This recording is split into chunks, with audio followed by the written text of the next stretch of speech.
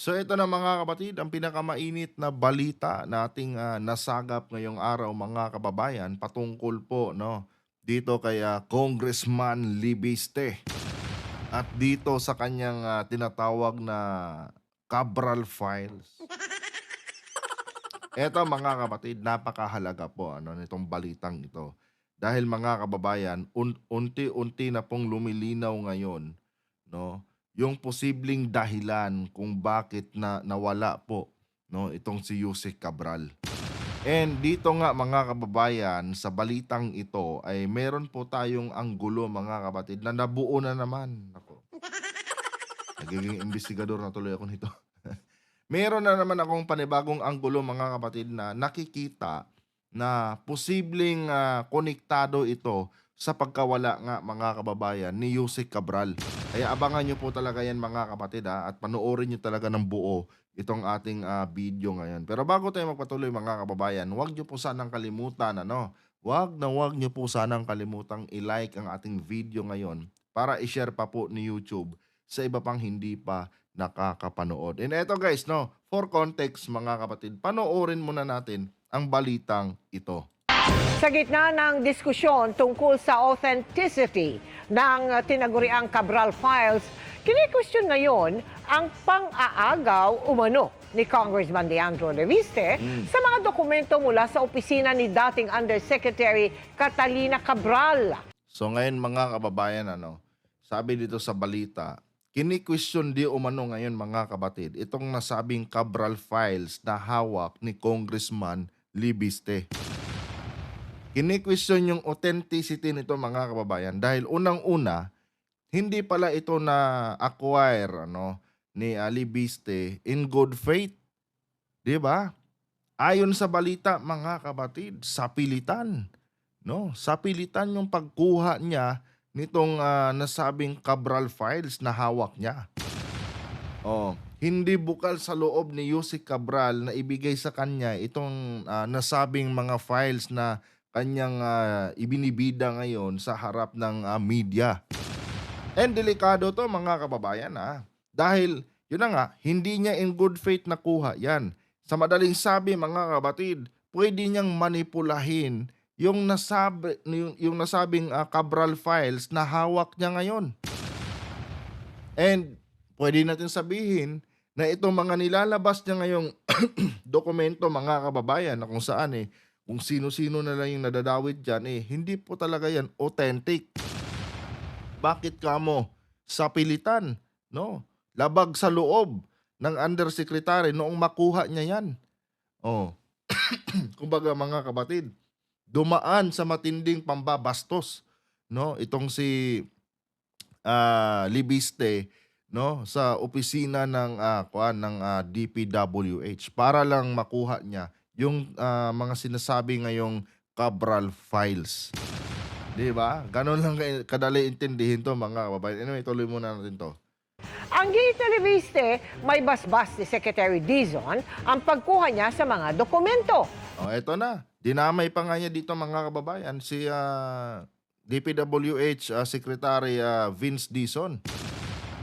Dinadamay niya sa kanyang katarantaduhan na para bang pinapalabas na dito mga kabatid na yung ginagawa niyang pambabastos noon sa opisina ni Cabral nung makuha niya itong allegedly Cabral Files ay may basbas no kay Secretary Vince Dizon, no? Kumbaga lumalabas dito na pinapahintulutan siya ni Secretary Vince Dizon na bastusin ng opisina ng DPWH para lang makakuha siya ng mga nasabing files. Oh, kaya pinalagan to ni Vince Dizon mga kapatid Dahil syempre mga kababayan, hindi naman makatao yon. No, at hindi naman makatwiran kasi yung ginawa niya sa loob ng DPWH. Oh, sino ba naman tangang tawag nito, sekretary ng ahensya ang papayag mga kapatid na bastusin yung kanyang opisina para lang sa interes nitong mga iilang mga politiko diyan. Tulad nitong ni Libiste. 'Di ba?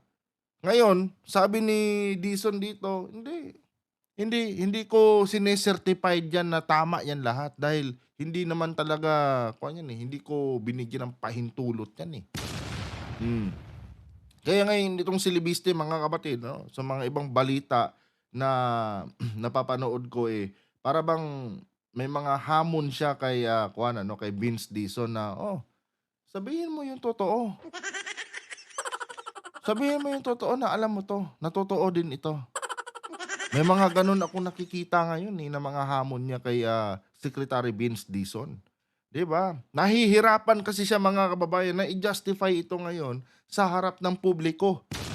Bakit kamo mga kapatid? Hindi niya kasi na-control noong lumabas itong tinatawag niyang Cabral Files. Oh, paanong hindi na-kontrol ka 1 PH?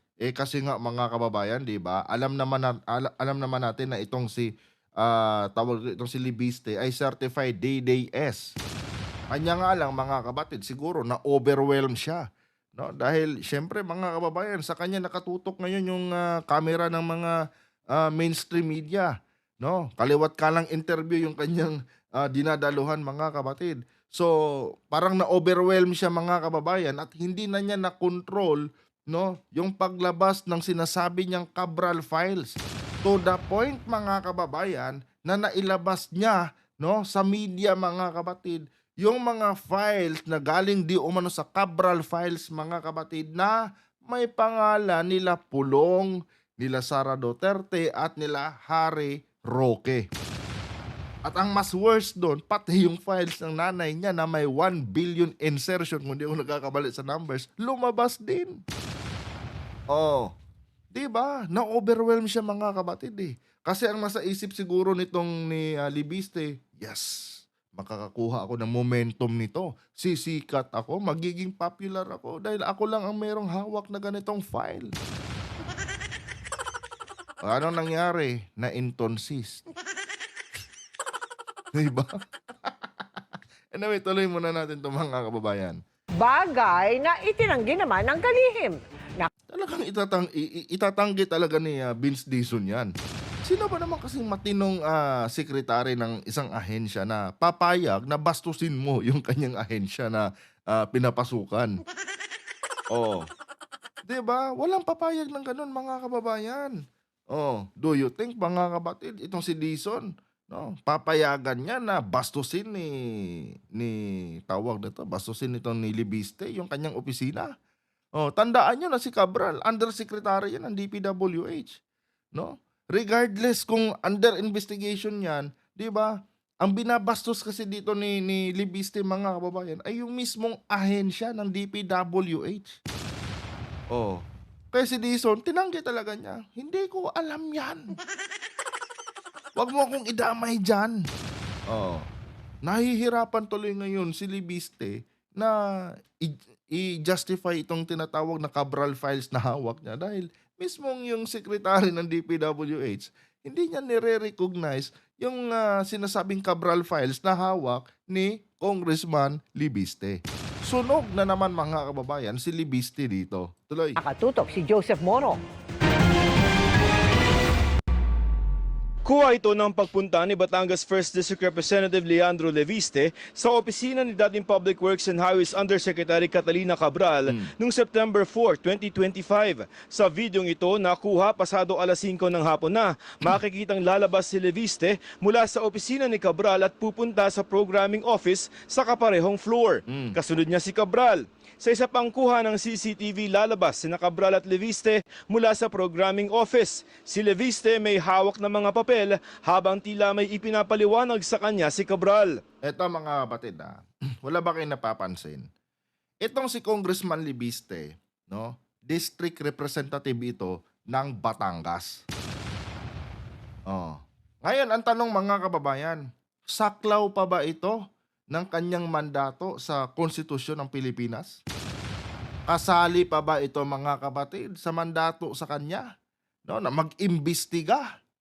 'Di ba? Congressman ka Representative ka ng distrito nyo dyan sa Batangas. Hindi ka NBI. So bakit ikaw ang nagbida-bida ngayon? Oh, 'di ba? Ano ba sa tingin nyo mga kababayan ang purpose ni Libiste? Kung bakit niya ginagawa ito? Hindi ba mga kapatid para sa kanyang pangsariling interes na kuan pampulitika? Oh. Kasi mga kababayan, no, pansinin ninyo, lahat ng kamera mga kapatid ng mga mainstream media ngayon nakatutok sa kanya. Inaabangan bawat sasabihin niya mga kapatid dahil nasa kanya kasi daw, no, yung nasabing Cabral Files. Pero kung tutuusin, hindi na to parte ng kanyang mandato eh. No? Pwede siguro na pumunta ka dyan sa DPWH, humingi ka ng mga dokumento kay Cabral patungkol lang doon sa naging proyekto ng DPWH sa iyong distrito. Pero yung pakialaman mo na, no, pati yung mga ibang distrito, no, pakialaman mo na kung sino yung mga politiko diyan na sabit sa nasabing insertion, hindi mo na mandato 'yan. Merong mga tamang tao na mag-iimbestiga niyan at hindi ikaw 'yun. Oh, Congressman Libiste, no? For your information lang. Lumalabas kasi ngayon dito mga kababayan na siya ang bida.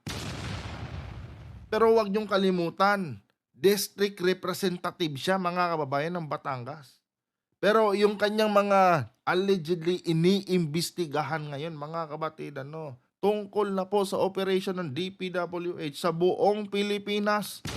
Hindi na yan kasali sa iyong trabaho, no? Congressman Libiste.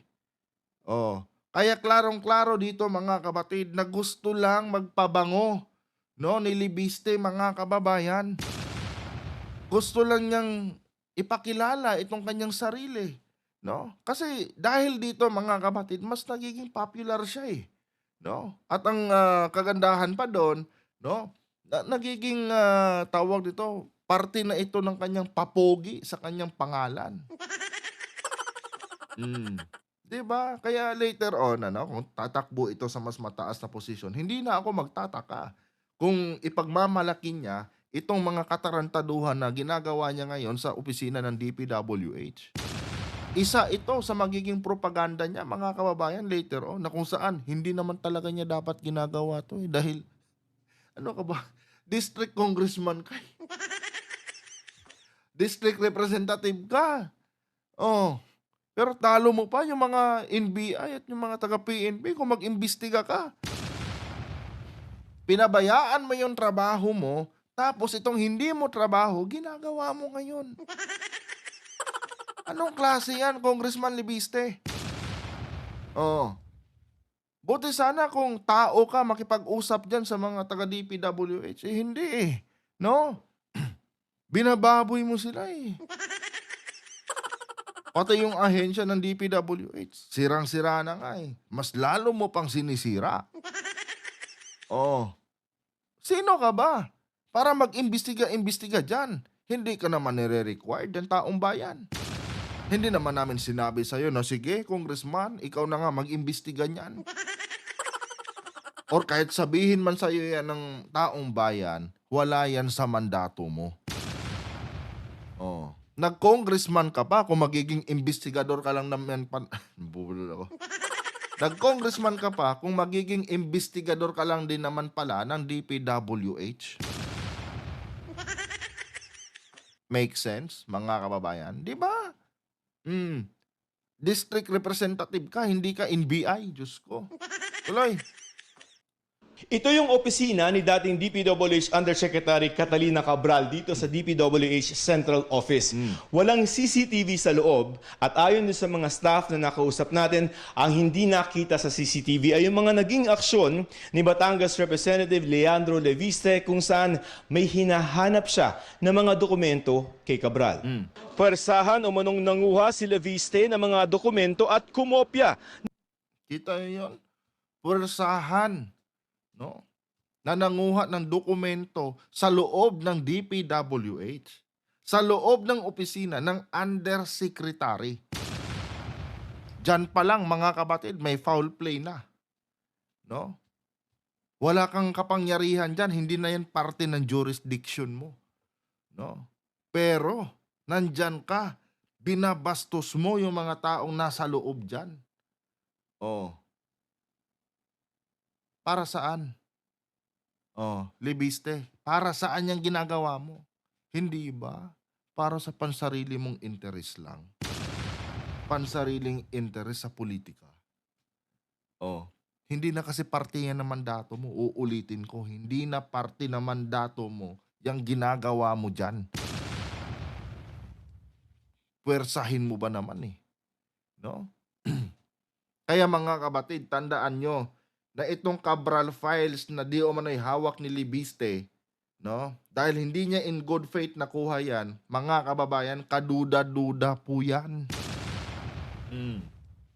Kaduda-duda yan mga kapatid. Hindi yan natin pwedeng sabing authentic. Oh, kasi nung kinukuha mo pa lang yung files, meron ng mali siya eh. No? Meron ka ng ginagawang hindi maganda sa mga taong naka-assign dyan sa nasabing opisina. Oh, malay ba namin, no? Kung ano yung purpose mo kung bakit mo kinukuha yung mga files na yan. Malay ba namin, no? Kung gusto mo lang palang pagtakpan itong mga kaalyado mo sa politika. Kaya pinipilit mo na makakuha ng ganyang files. Oh, di ba? And eto pa mga kapatid dahil sa balitang ito mga kababayan, nagkaroon tuloy ako ng panibagong anggulo mga kapatid sa posibleng totoong nangyari no ng pagkawala ni Yusek Cabral. Oh. Kasi eto mga kapatid, tandaan nyo na itong Cabral Files na pinagmamalaki ni Congressman Libiste mga kababayan, no? Naging viral lang ito mga kapatid matapos pong may mangyaring hindi maganda kay Undersecretary Cabral. Oh. Ngayon ang tanong, coincidence lang ba itong mga ginagawa ni Libiste? Coincidence lang ba na nag-viral itong di umano'y Cabral Files na hawak ni Libiste after may mangyari kay Yusek Cabral? Oh. So ano ang punto mo, One Talk PH? Mga kababayan, may posibilidad, no? Na ito, personal analyzation ko lang to at hindi ko sinasabi na ito yung sinasabi ng mga eksperto. May posibilidad mga kabatid na itong si Libiste ang nagtulak kay Yusek Cabral, no, para gumawa ng isang bagay na nagresulta sa kanyang pagkawala. Malay natin, pre-measure niya. No?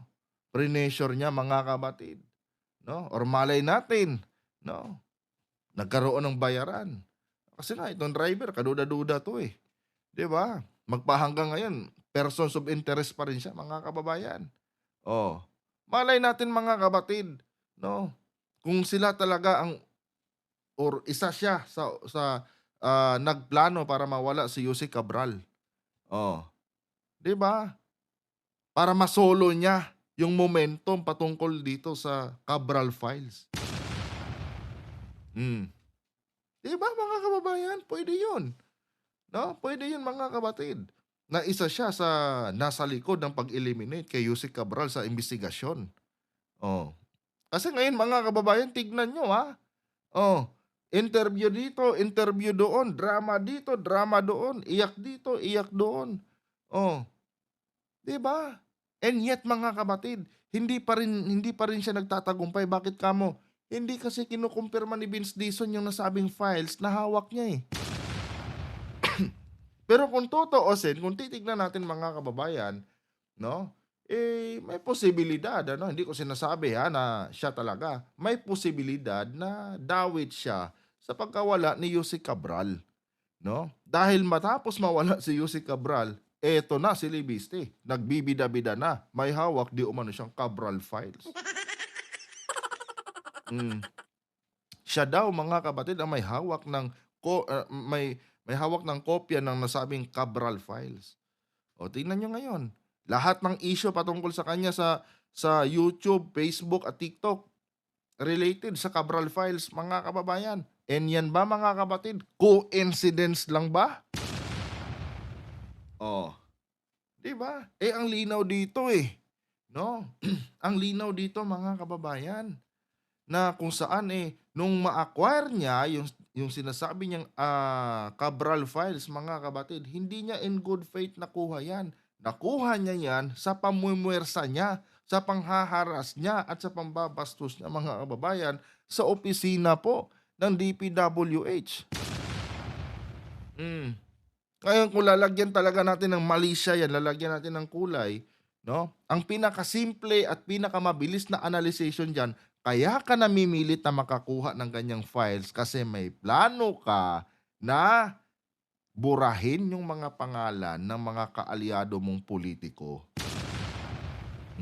Siyempre, bago mo mabura yan, kailangan nyo munang iitsapwera yung taong posibleng maglabas ng pangalan ng mga kaalyado mo. Oh. Siyempre, bago mo mabura yan, kailangan nyo munang walisin sa daanan nyo si Yussi Cabral. Di ba? Mga kapatid. Oh, unfortunately, yan na nga. Na-overwhelm siya eh. No, siguro nabulag siya, mga kababayan, sa ilaw ng mga kamera ng mga mainstream media. Kaya hindi na niya na-control yung paglabas ng file, mga kapatid. Oh, pati yung kopya ng files na galing di umano sa Cabral Files na may pangalan nila Pulong, nila Sara Duterte, lumabas. Pati yung pangalan ng kanyang nanay, lumabas. Oh, tapos ngayon, mga kababayan, nahihirapan silang bawiin. Ay, nako. Nung una kasi, mga kababayan, nagtaka ako nung unang content ko na kung saan yun na nga, pinag-usapan natin noon si Pulong, si Sara Duterte at si Roque. Nagtaka ako bakit kung alam ni kung alam ni Libiste na makakasira yung paglabas ng pangalan nila Sara Duterte, nila Pulong Duterte sa media, no, sa pamamagitan nitong Cabral Files na hawak niya, bakit pa niya inilabas? Diba? Yun yung isang naglalarong tanong noon sa isip ko eh. Oh, ngayon ko lang nabigyan ng kasagutan yung tanong kong yun. Kaya pala lumabas yun dahil baka na-overwhelm siya, no? Sa kaliwat kalang interview na kanyang inaatupag araw-araw. Kasi ang nasa isip ni Libiste ngayon, mga kababayan, panigurado, kilala na ako ng mga Pilipino. Nagmumukhang bida na ako ngayon sa harap ng taong bayan. Dahil ako lang ang may kopya ng Cabral Files. O kinanamutan. Oh, nung nabulag na siya sa ilaw ng mga kaliwat kalang interview niya, ayun, napabayaan niya yung kanyang responsibilidad. Lumabas ang pangalan nila Sara, pati yung nanay niya. Gets, mga kapatid? Oh, hindi ko sinasabing ito yung tama, ito yung totoo ha. Analyzation lang natin to, mga kababayan, dahil nakakapagtaka no? Kung kailan nawala si Yussi Cabral, tsaka siya nagbibida-bida tungkol sa Cabral Files. Na kung saan, siya na lang ang meron di umano nito. Oh, siya lang, mga kapatid. Dahil yung computer ni Yussi Cabral ngayon, no, at yung iba niyang mga gamit, nandun pa, no, sa ombudsman. Hindi pa sinisimulan yung investigasyon. Oh, siya lang, mga kapatid, ang naka-highlight ngayon patungkol dito sa naiwang kopya ni Yussi Cabral. Yan ba? Coincidence yan kung kailan nawala si Cabral tsaka siya nagaganyan ngayon. Ay, nako. Anyway, tuloy muna natin ito, mga kababayan.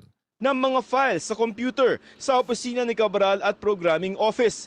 Hiniling nilang itago ang kanilang pagkakakilanlan dahil sa takot para sa kanilang seguridad. Ayon kay Kim, hindi niya tunay na pangalan, hinahanap ni Libiste kay Cabral ang mga proponent o pangalan ng mga mambabatas para sa mga proyektong nasa General Appropriations Act o GAA ng 2025. O, di ba? Hinahanap ni Libiste yung mga proponent, no, doon sa maanomalyang budget ng 2025, no? So doon pa lang, mga kababayan, klarong-klaro na yung interest niya. Gusto niyang magmukhang bida sa pamamagitan, mga kapatid, no, ng paglaglag niya doon sa mga kabaro niya dyan sa House of the Representatives. For clarification lang hindi ko po pinoprotektahan yung mga buhaya dyan sa House, mga kapatid. Ang pinag-uusapan po natin dito is yung pagiging bida-bida, mga kababayan, ni Congressman Libiste. Kasi nga, mga kapatid, district representative siya. Hindi po siya investigador, hindi siya parte ng NBI. Hindi na to saklaw dapat, mga kababayan, ng kanyang mandato. Oh. Pero mga kapatid, tignan nyo, ang hinahanap ni Libiste, no, yung mga kabaro niya dyan sa House of the Representatives na sangkot sa anomalya sa 2025 national budget. Hindi sana nag-NBI ka na lang. Hindi ka na lang sana tumakbo bilang district representative ng Batangas. Oh, gusto mo pala maging investigador ka eh. Di ba? Di ba, mga kababayan? Kayo, no? Ano sa tingin nyo, mga kapatid? Tama ba? Oh. At hindi pa siya nakontento. No? Nangharas pa siya, binastos pa niya ang opisina ng DPWH. Diyan pa lang, maling-mali na. No? May probable cause na, mga kapatid, kung bakit ito ginagawa ni Libiste. Oh. Ay, nako. Ito namang mga DDS, puring-puri sila kay Libiste. Paano to ngayon? Oh, hindi na control ni Libiste. Lumabas yung pangalan ni Sara. Hindi naman pwedeng i-justify ni Libiste na totoo yung Cabral files na pinakita ko, maliban lang doon sa pangalan nila Sara Duterte, ni Pulong, ni Roque at ni Mama. Hindi mo pwede sabihin yon. Dahil yung files na yon na inilabas ng Billionaire News Channel, no, galing yun doon sa Cabral files na hawak mo. Technically, imbis na makatulong ka, no, dito kila Sara Duterte, nilaglag mo sila. Oh. 'Di ba? Kaya kailangan mong i-justify talaga yan ngayon. Ipaliwanag mo sa amin yan. No, kailangan mo ipaliwanag sa amin yan na kung bakit merong mga ganyang lumalabas na pangalan, bakit yung mga pangalan ng mga kasamahan mo sa partido nadadawit. Oh. Hindi ka pwedeng maging selective diyan. Kasi yun na nga, sabi ko sa inyo, di ba? Ang inaasahan ko lang talagang lumabas na pangalan kay Pulong. Pero nagulat ako. Pati yung record ni Sara Duterte nung mayor pa siya, lumabas. Di ba, mga kababayan? Hindi niya na-control eh. No, hindi niya na-control, mga kababayan, yung sinasabi niyang Cabral files na hawak niya. Pati yung mga kaalyado niya. Nasunog. Nasunog, mga kapatid, literal. Malay nyo, sa mga susunod na araw, lumabas din yung mga record ng tawag nito, CLTG company. Di ba? Malay natin. Oh, kasi yung nasabing file na yan, mga kababayan, hawak na daw ng ombudsman. Mamaya niyan, i-anunsyo ni Boyeng, itong CLTG company, ang laki ng nakuha nito. Ayon dito sa Cabral files. At ang number 1 proponent, si Senator Bongo. Patay. Ngayon, kung may sisisihin yung mga DDS, itong si Libiste na. Diba, mga kababayan, tuloy? Iniwan nila ang dalawa sa opisina ni Cabral pero maya-maya pa, hanggang sa may narinig na lang po kami mga kalabog sa loob. So, syempre po, si ma'am po kasi may edad na din ho and medyo frail na din po kasi yung katawan ni Yusek dahil sa edad niya. Pumasok po kami, nakita po namin sa loob, parang si Kong po, kuha ng mga dokumento.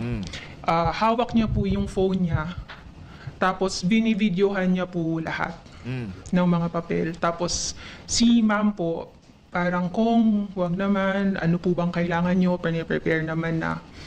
Tapos So nawalan talaga siya ng control, mga kapatid, ano? Nawalan siya ng control sa kanyang sarili. 'Di ba? Kasi kung titignan natin itong si Libiste, parang napakabait na bata eh. Pero the way na ini-explain, no, nitong kasamahang staff ni Cabral, wala siyang mga kababayan, no? Wala siyang GMRC, no? Bastos siya, mga kapatid. Oh, bastos siya na klaseng bata. Oh, hindi na palaki ng tama 'to, mga kababayan. I tell you, hindi na palaki ng tama 'to. Hmm. Sa edad pa lang nilang dalawa ni kuwan ano, Cabral, ang layo na ng agwat, eh. Oh, kasing edad na yata ng nanay ni Libiste yung, kuwan, eh, itong si Jose Cabral, eh. Pero mga kababayan, hindi niya ginagalang, 'no? Nasa loob pa sila ng opisina niya na. Oh, bastos na klaseng bata itong si Libiste. Well, ano bang aasahan niyo sa isang produkto ng political dynasty? Oh, ano bang aasahan niyo sa produkto ng political dynasty? Oh.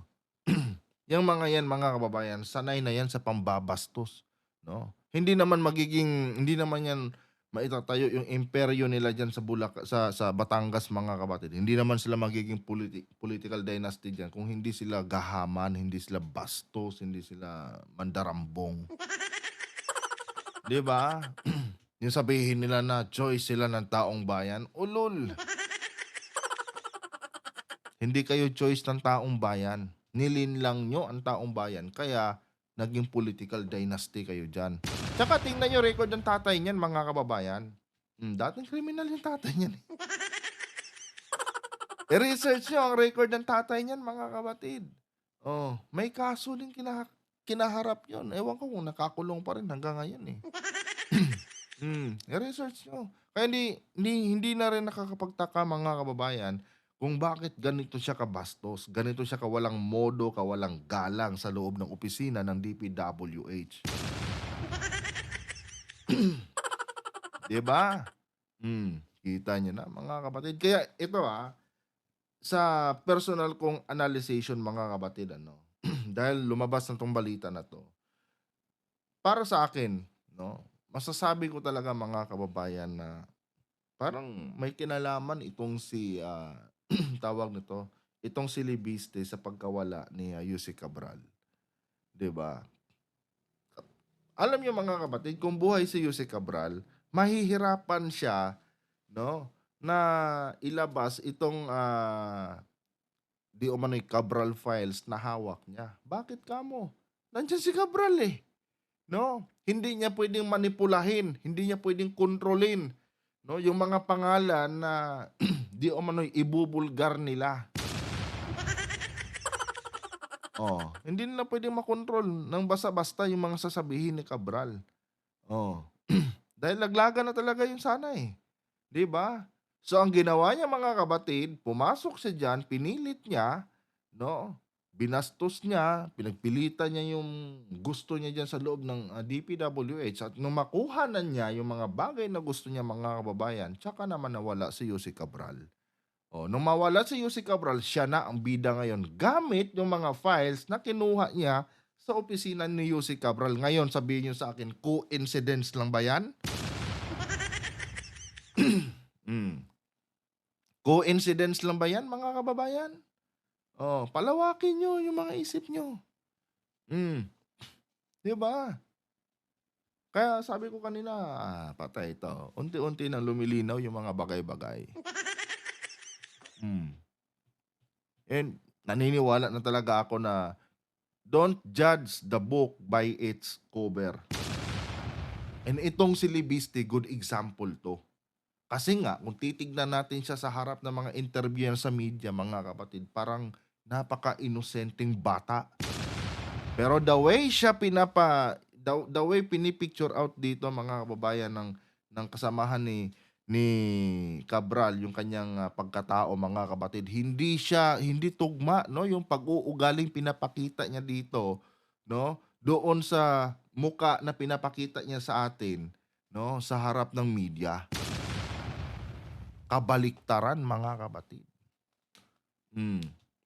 'Di ba? Kayo, mag-isip kayo, mga kababayan. Basta ulitin ko sa inyo, lahat ng aking sinasabi dito ay personal na observation ko lang ito. Personal na opinion ko lamang ito at hindi ito ang opinion ng mga eksperto. Pero nasa sa inyo na yan kung agree kayo sa sinasabi ko dito, mga kababayan. Tuloy. That was the time na medyo tumataas na po yung boses ni Kong. Taas na siya ng boses, mga kababayan. Oh, hindi ko ma-imagine, mga kabatid, ano, yung mga interview ni Libiste, malumanay siya. Tapos dito, mga kabatid, ano, nagtaas ng boses si Congressman.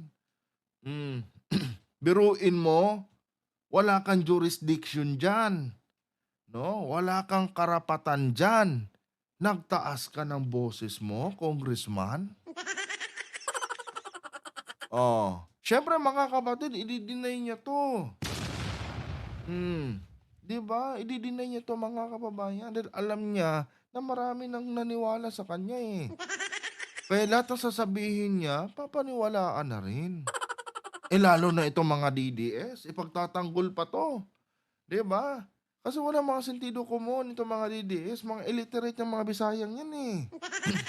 Oh, mga illiterate yan. Hindi nila papansinin, no, yung part na kung saan sa sobrang katangahan ni Libiste, pati si Sara Duterte na ilaglag. Di ba? Ay, may real talk lang. Oh, hindi papansinin ng mga DDS yun. Na kaya napangalanan itong si Sara, si Pulong, si Roque dahil sa kapabayaan din ni Libiste.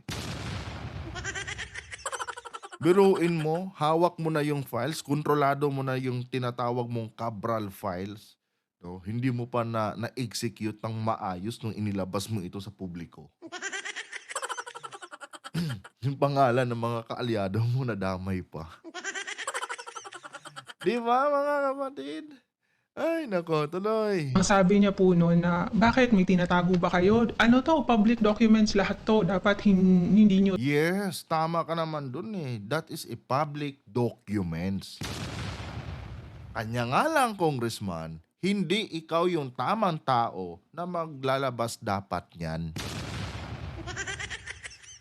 Oh.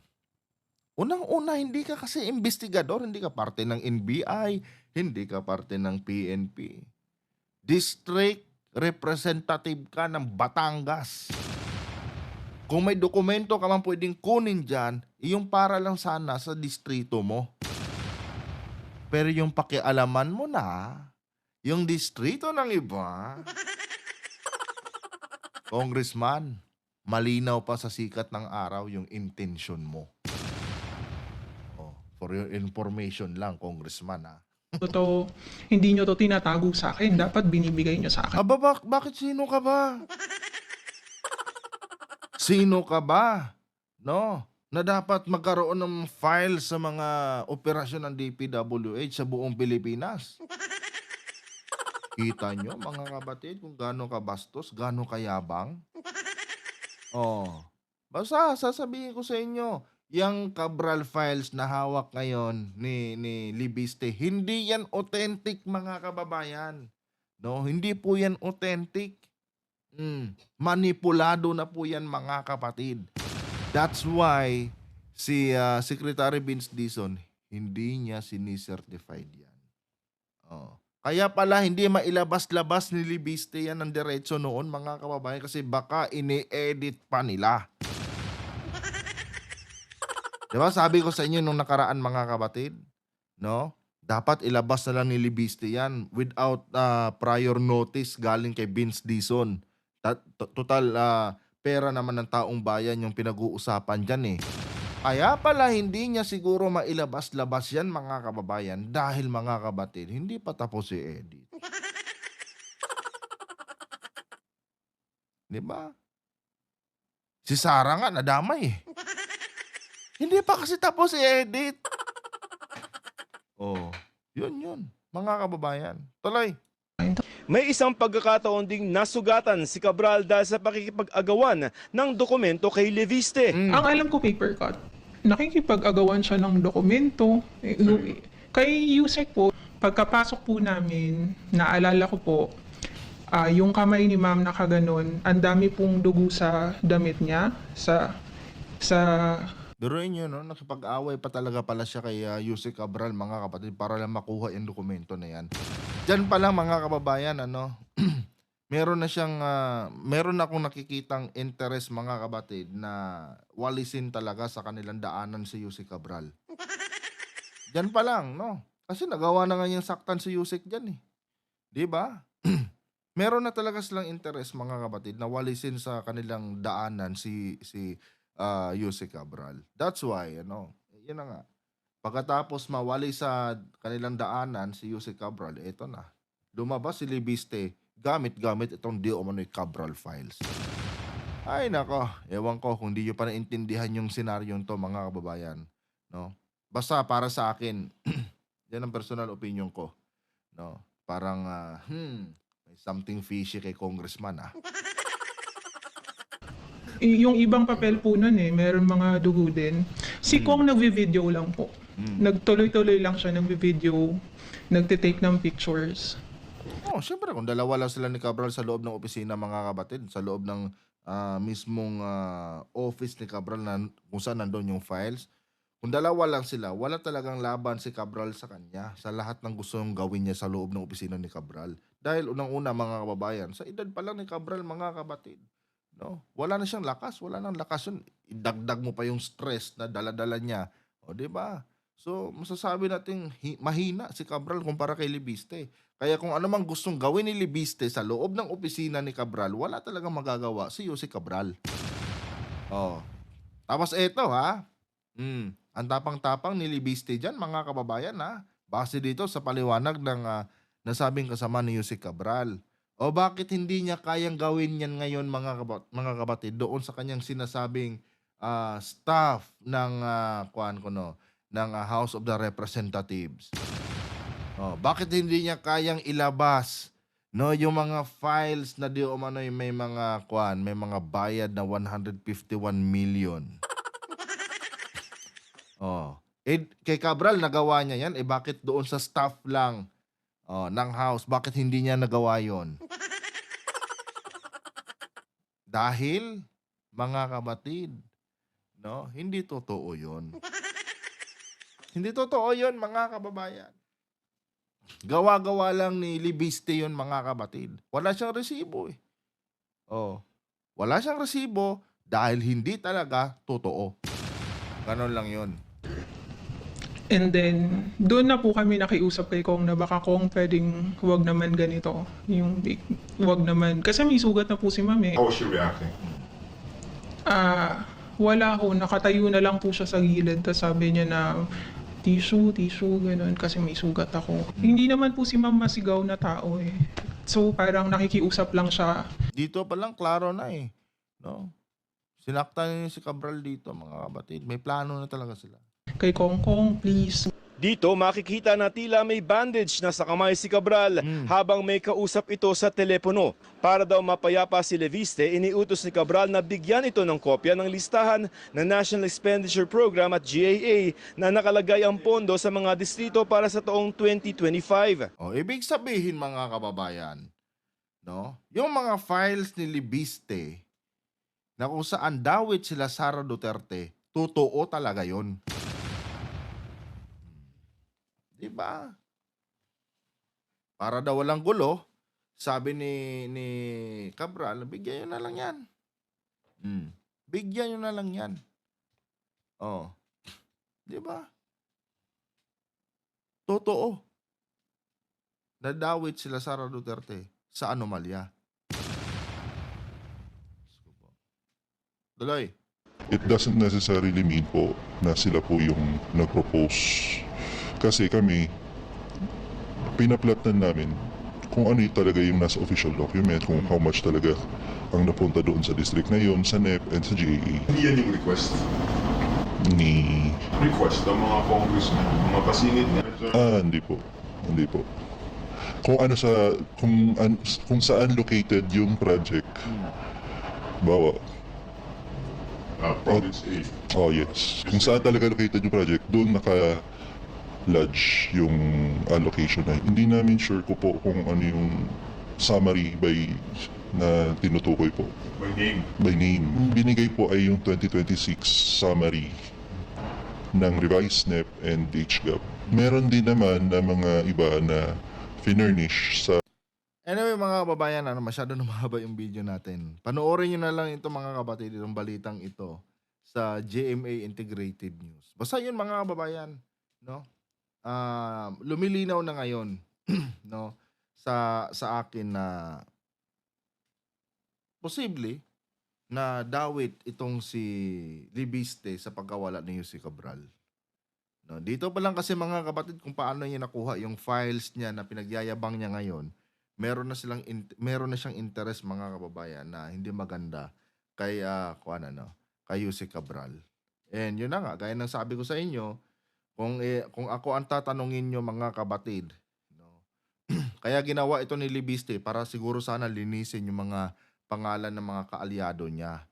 And the only way para malinis nila ito mga kababayan is makakuha ng kopya diyan no sa dapat sila makakuha ng kopya diyan sa loob ng DPWH. At pagkatapos para para maging tawag dito, magiging maayos yung paglinis niya sa pangalan ng kanyang mga kaalyado, dapat walisin niya muna sa daanan nila itong si Yussi Cabral.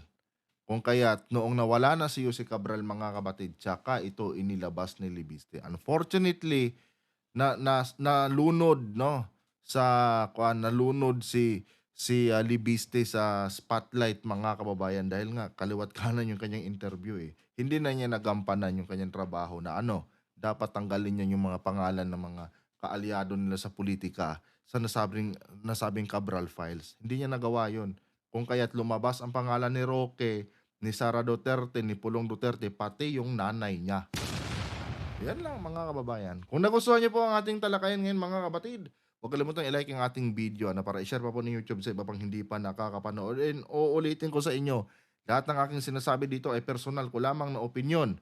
No, at hindi po ito sumasalamin sa opinyon ng mga eksperto. At hindi ko rin ginawa itong video na ito para paniwalaan ninyo. Kung agree kayo sa ating analyzation dito, din good. Kung hindi naman, nire-respeto po natin bawat opinyon ng bawat isa. Hanggang dito na lang.